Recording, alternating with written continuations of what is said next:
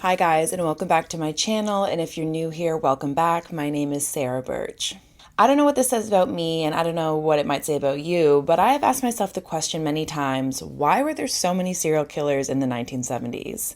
So I thought, why not do some research and find the answers not only for myself, but for you as well, in case you're also curious.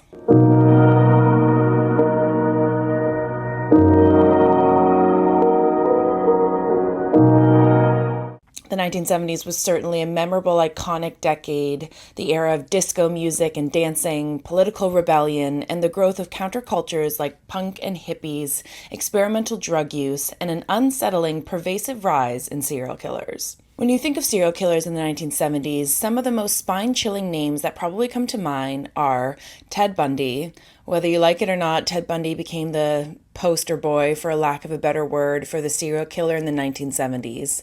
And many would argue he's still one of the most famous serial killers of all time. There's also Wayne Gacy, who was often called the moniker Killer Clown, and he was undoubtedly one of the worst serial killers in U.S. history, potentially in world history. He was convicted of unaliving at least 33 young teenage boys and young men leading up to his arrest in 1979. We also have Ed Kemper, known as the co-ed killer, who was convicted of unaliving 7 young women and 1 girl in the 1970s in Santa Cruz. You've probably heard of the Hillside Strangler, which was the media epithet for a once unknown serial killer prowling neighborhoods in Los Angeles in the later 70s. The Hillside Stranglers were later found to be Kenneth Bianchi and Angela Bueno, an uncle and nephew who were working together to commit these crimes. The only one who actually hasn't been found out in this list is the Zodiac Killer, whose identity, as I said, is still unknown, but he's widely believed to be an ex-Marine and former elementary school teacher named Arthur Lee Allen. David Berkowitz, who gave himself the moniker Son of Sam, inflicted terror upon the streets of New York City in the 70s by randomly shooting innocent people in their cars and claiming his neighbor's demonic dog was telling him to do all of this, which was later found out to be a hoax. Rodney Alcala. Rodney was a serial killer and sex offender who was found guilty of unaliving 8 women across New York, California, and Wyoming between 1971 and 1979. The reason I say all of this is to really drive home that these serial killers popped up everywhere and really dominated the headlines throughout the United States and beyond, and they are still infamous in society and culture today. All of the serial killers I listed above were American, but trust me, there were serial killers operating all over the world at this time. For example, Gary Allen Serreri was responsible for unaliving 4 women and girls in Calgary, Alberta in the 1970s, and could also be linked to many more deaths. Peter Sutcliffe in the UK, known as the Yorkshire Ripper, unalived at least 13 people and traumatized the whole community, as well as Fred and Rose West, a married couple who abducted and unalived at least 12 young women in Gloucester in England. Sorry guys, I don't know how to say that. These are just a few serial killers to name a few, guys. It is clear that the 1970s served as some sort of golden age for serial killers, but my question is why? To understand why serial killers thrived in the 1970s, we have to look at the bigger picture. This decade was seemingly a perfect storm of circumstances. Massive cultural and ideological shifts, changes in law enforcement, and a lack of modern forensic technology all played a role in allowing these monsters to roam free for years. So let's get into the specifics. Firstly, I want to talk about the BAU and modern-day profiling. The term serial killer was actually brought into the cultural zeitgeist in the 1970s when it was coined by the FBI's Behavioral Science Unit in Quantico. In 1972, the FBI established the Behavioral Science Unit, now known as the BAU, Behavioral Analysis Unit, as a special department dedicated to studying the minds of violent criminals to try to understand why these people committed such horrific crimes. And more importantly, is there a way to identify them and ideally stop them before they would strike again? Popular shows like Criminal Minds and Mindhunter, both of which I have watched religiously and love, are based on the very work that began in the dark, dingy offices of the FBI's Behavioral Science Unit. The BSU unit was founded in 1972 and spearheaded by FBI agent John Douglas, FBI agent Robert Ressler, and Dr. Ann Burgess, an American researcher and psychiatric clinical nurse with a specialized focus on victims of trauma and abuse. And Burgess has gone on to write many books on the topics of abuse, sex, violence, trauma, pathology, and everything in between. Before the establishment of the BSU, the term and concept as we know it today as a serial killer didn't even exist, although serial killers obviously did. Today, the term serial killer is completely integrated into our cultural lexicon. Everybody knows what you're talking about when you say the word serial killer. But before the BSU, the act of taking someone's life was typically seen as a one-off random crime of passion, potentially associated with gang violence or personal revenge plot. However, as people like Agent Ressler started to track horrifyingly similar crimes happening again and again and again, it became clear that they were dealing with a new kind of predator, the kind that would commit these acts over and over and evolve their abilities until they were stopped. For them, it was a pathology. The BAU also started developing terminology for other key concepts discovered throughout their research, like signatures, triggers, and trophies, organized versus disorganized unsubs, and all of these other fundamental concepts in criminology that most people who have watched some of these shows or listened to these podcasts will know. Since these concepts were identified in the 1970s, law enforcement have found them applicable and useful in analyzing and solving crimes all over the world, even today. The research the BSU was doing was not fluff psychology like initially assumed by dissenters within the FBI and beyond. It became very evident within the 70s that the BSU were onto something with their profiles, and that there was some sort of universal psychological and sociological truths about serial killers that made sense not only in theory but also in practice when you sat down and talked to all of these different serial killers from all over, and they all had maybe similar backgrounds, similar trauma, similar triggers, similar desires. So although it was not easy or pleasant work for Ressler, Douglas, and Burgess to travel around and interview the worst of the worst serial killers and dig into their psyches, the work they did in the 70s was invaluable in shaping the future of criminology and undoubtedly helped law enforcement catch many killers much sooner than they probably would have otherwise. It was almost like a sacrifice of themselves for the greater good.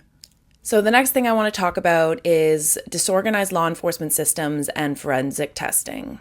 Now that I've discussed the progress that was made to be able to study serial killers in the 1970s, I think it's time to talk about some of the faults in the system as a whole. Throughout this entire video, I'm basically using the States as a case study. Obviously, these developments were happening all over the world, but the States is sort of where the concept of the serial killer and the BSU burgeoned from, so I think it makes sense to really frame this narrative around the States. But obviously there were serial killers everywhere and there was developments happening everywhere. I just want to make that clear. One of the biggest reasons serial killers got away with their crimes for so long in the 1970s was due to the lack of coordinated law enforcement and unsophisticated forensic science, definitely in comparison to what we know today. With that being said, the 70s may have been the most terrifying decade for serial killers, but it was also an era that forced law enforcement to evolve their methods and techniques. So with a lot of bad, definitely came some good. TV series like Criminal Minds and Mindhunter, both of which I mentioned earlier, illustrate throughout their episodes the importance of establishing a partnership-type relationship between the FBI and local police jurisdictions when it comes to organizing themselves and catching these people. Mindhunter, for example, really shows how hard and tense it was for the BSU in the early days in the 1970s to establish and build a trust and a reputation with more traditional police units, as there would tend to be sort of turf wars and territorial energy. And also a lot of people thought that profiling was pseudoscience or pseudopsychology. Regardless of how hard it was, this cross-collaboration proved to be essential. Communication and teamwork amongst all levels and jurisdictions of law enforcement was the only way to capture criminals like Ted Bundy or Rodney Alcala, who would switch up their victimology and cross state lines to continue evading police. As a journalist, I can say that overall the police typically work in tandem with the media now and see news publications and TV reporting, reputable ones, as a resource to help catch criminals or bring people to justice because it incorporates the public's help and knowledge. Most mornings when I do the news broadcast, I'm reporting on stories provided by local police on missing people or crime scenes, things that happened where they're showing photos or giving suspect descriptions in the hopes that the public will be able to help identify these people. And honestly, most of the time, the next day, I'm saying this person was captured, this person was caught, thanks to public input. Because the public are now aware of these things and given information immediately.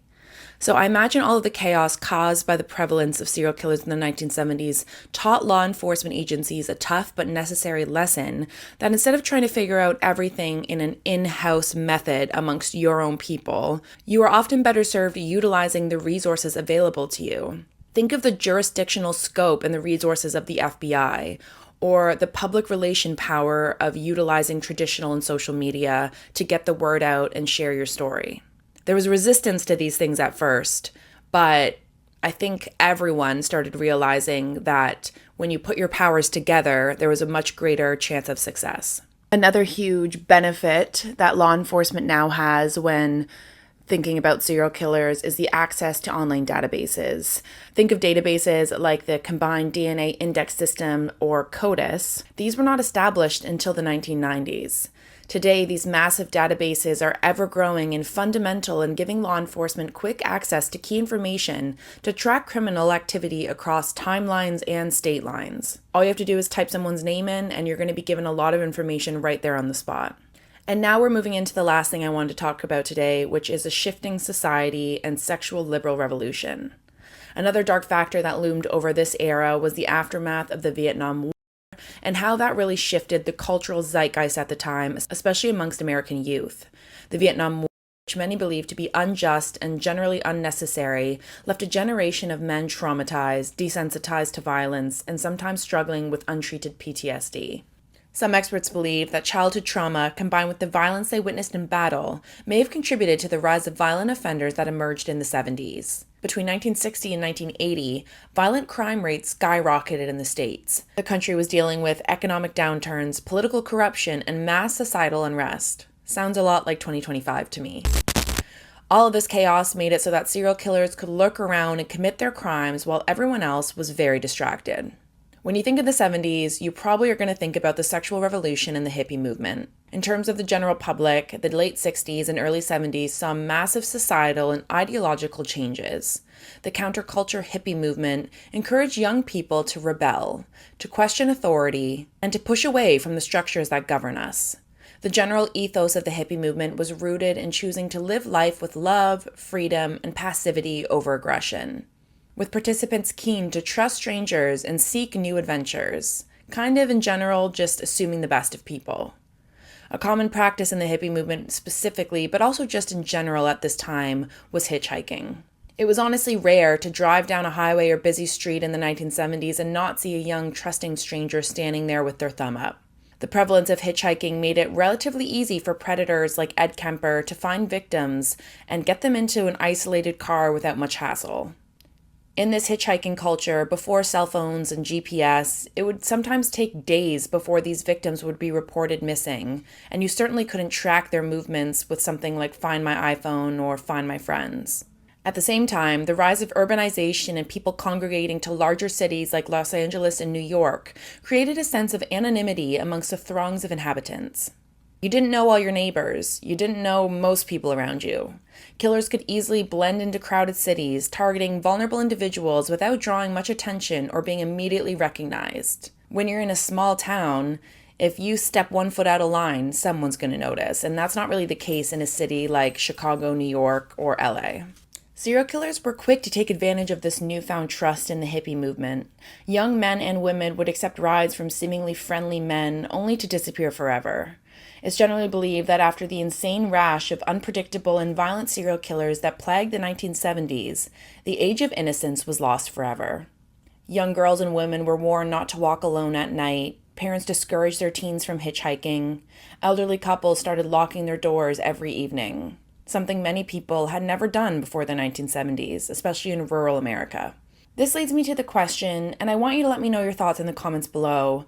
But do we think that the era of the serial killer is over, at least how we have known it thus far?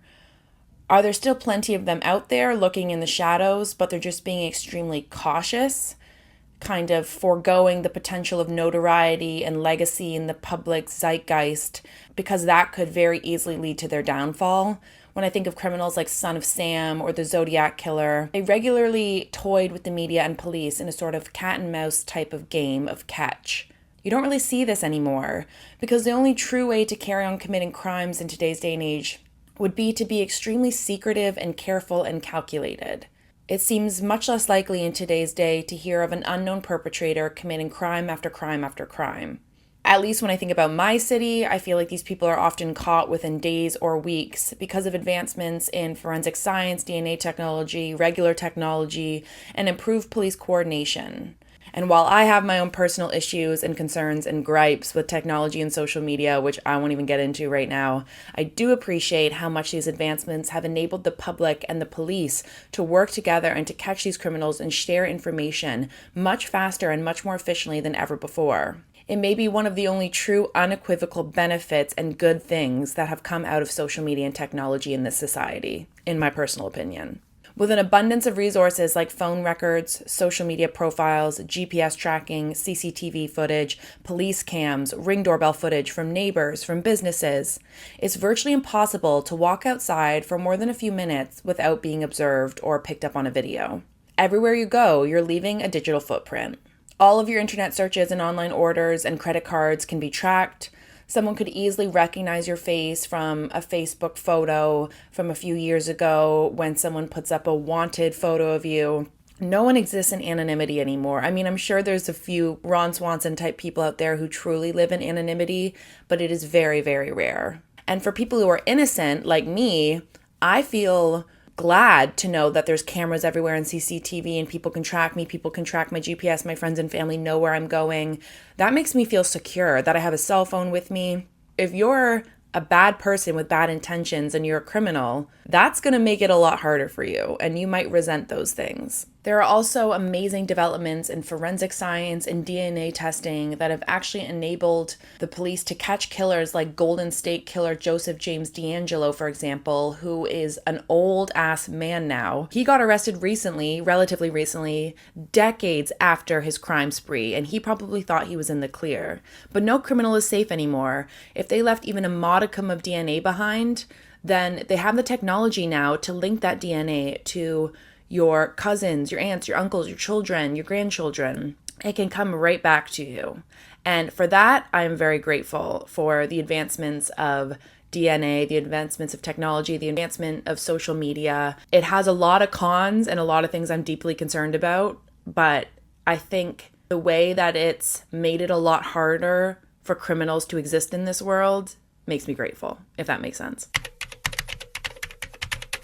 In general, there's just a lot more trust and credibility placed in the fields of criminology, psychology, and profiling these days that allows these behaviors and patterns to be predicted in advance by police and to be understood by the public. On the same vein, I think that with the explosion of true crime related media like my own channel, podcasts, shows like Criminal Minds, documentaries on Netflix, books, and more, your average Joe or Sally knows so much more about these serial killers and how they operate and how to protect themselves and how to remain vigilant when out in public or when online, and what's considered suspicious, what to avoid, what to do in an emergency situation, what protective things to carry with you. I think in general, there's this widespread embedded belief since the stranger danger craze in the late 70s and early 80s that you should not trust strangers, and I don't think that's going anywhere anytime soon.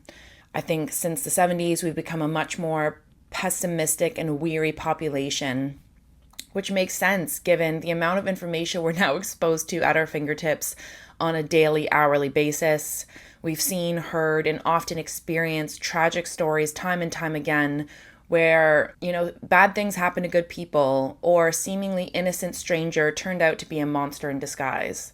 I myself am weary and take every precaution I can when, going about this world as a woman, especially with dating.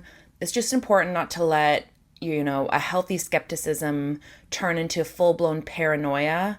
That's just no way to live. And you need to still try to find ways to enjoy life and see the good in people. I consume true crime and I'm interested in psychology and I'm interested in criminology and all these things, but I try not to let it overcome my life or overcome my faith in humanity. What seems to be affecting my faith in humanity more than true crime is just what I'm seeing on the news every day with the US president and all of that malarkey. That seems to be affecting my hope for humanity a little bit more than true crime. But anyway, that's a whole different video. I don't think I'm even going to get into that. But I'm going to wrap it up here, guys. Thank you so much for watching. I hope you learned something new Maybe I did answer the question why there were so many serial killers in the 70s. Maybe I didn't really answer it. I mean, I don't have all the answers. I was just trying to discuss some things that were definitely a factor. But it just seemed to be this perfect storm of circumstances, like I said at the beginning. Okay, guys, thank you so much. If you enjoyed this, leave a comment, like, subscribe, share this video. All of my previous videos seem to be getting like shadow banned by YouTube. Like they just do not get pushed out to anybody at all. So any support you can show me would be really appreciative, because I do want to talk about these things, these darker things, these historical things that are really important and that need to be discussed in a truthful, factual manner. But it just sucks that you kind of get punished for that on this platform. That's it from me. I hope you have an amazing week. Stay safe, stay well, take care of yourself. Bye.